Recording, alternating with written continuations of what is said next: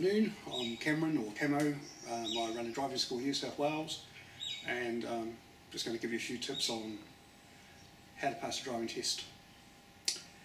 This book here is called Guide to the Driving Test. It's worth getting a copy. Either get one from the RTA or you can download it as a PDF.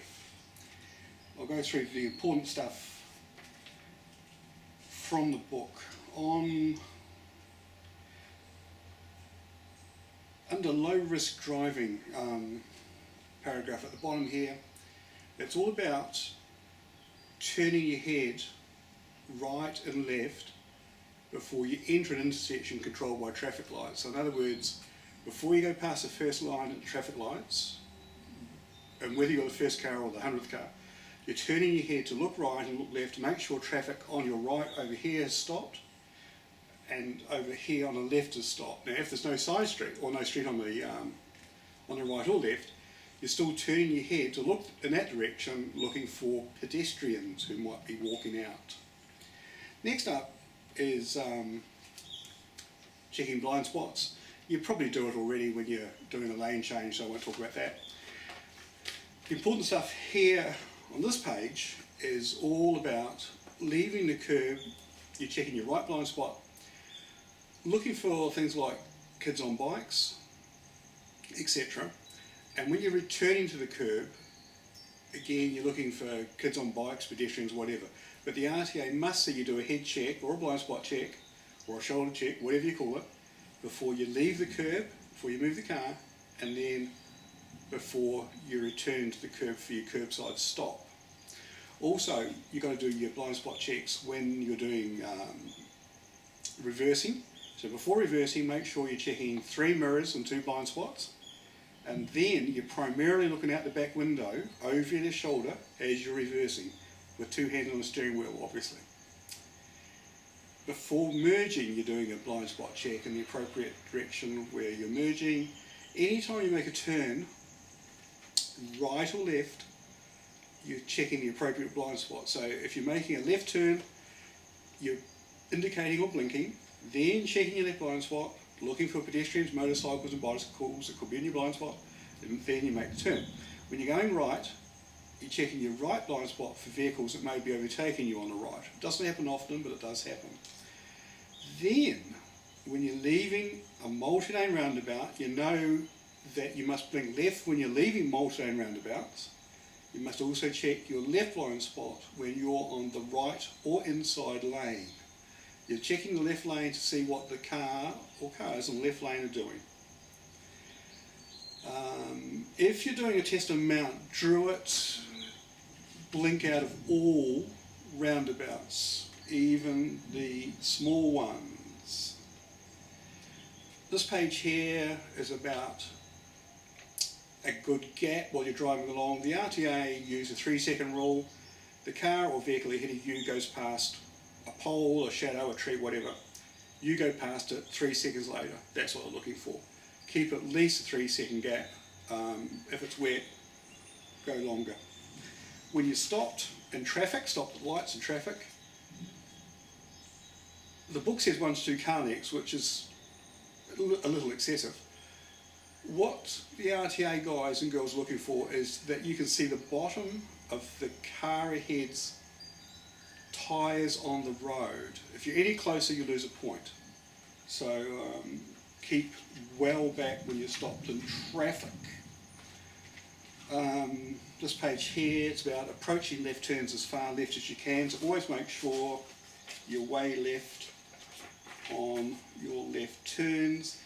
With the multi-lane intersections, the best advice is stay in your lane as you're making the turn. You can always do a lane change or a merge later on, but stay in your lane for the turn. Multi-lane roundabouts, you're giving way to everything on your right, but remember that can be a car coming directly towards you who's turning in front of you, or it could be a car coming from your left doing a U-turn. So give way to your right, but that can be a car coming from here, doing a U-turn, from here, turning in front of you, because you're going straight through the roundabout. the trick is, take your time with roundabouts. Go really slow, it's what the RTA expect. I won't talk about parking or 3-point turning too much. This is the RTA method of parking. It's not what driving schools generally teach. All you do is you pull up beside the car, you reverse back heaps, you come forward, you've got 7 metres to work with. If you're still a bit wonky, you go back a long way, 3 or 4 or 5 metres, whatever, come forward again. Keep it simple, that's all I want. The only important thing with parking is before the front of the car swings out in the traffic, detailed here, you're checking your right blind spot. Very important that you check that blind spot. This page here is just about, before leaving the curb or a park position, make sure that you indicate for at least 5 seconds before you move the car. If it's less than 5 seconds, it doesn't count, and the RTA could end up failing you if you do it 2 more times. So 5 seconds blinking before you leave the curb or park position. Over here, it's all about stopping at amber lights. The lights change on you and you're really close to the line, you can keep on going. If you've been tailgated, you can keep on going, but if you can stop safely, you must. And you must stop behind the line. All of your car must be behind the stop line. If you continue through an amber light when you could have stopped, they'll definitely fail you. The law that applies to everyone in New South Wales, you must stop at an amber light. Moving along to the page where it says why you might fail, pretty simply, it's as I've just said, if you go through an amber light when you could have stopped, they'll fail you. If the front of the car, if you're the first car at the lights, is past the stop line, they'll fail you because you didn't stop at a red signal or red light. If at a stop sign intersection, you stop too far away from the stop line or over the stop line, they'll fail you. You must stop within a metre of the line. And one of the only ways to do that is to work out where, or get the dotted line that's on the road beside you below your right mirror. Sitting normally, you're driving up to the line slowly.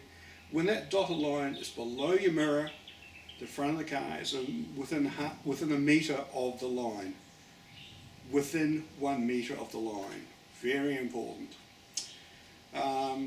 Next up is things like speed. We recommend you do 5k below limit all the time. Obviously it's legal. People behind might get cranky, but who cares? 5k gives you a bit of a buffer so that if you're going down a hill, you're still hopefully going to be below the speed limit. When you walk out to the car with the RTA person, make sure that after they do the blinker brake light check, he or she puts their seatbelt on before you move the car. Then, if you drive sensibly and follow what's in here, there's a good chance you'll pass your test.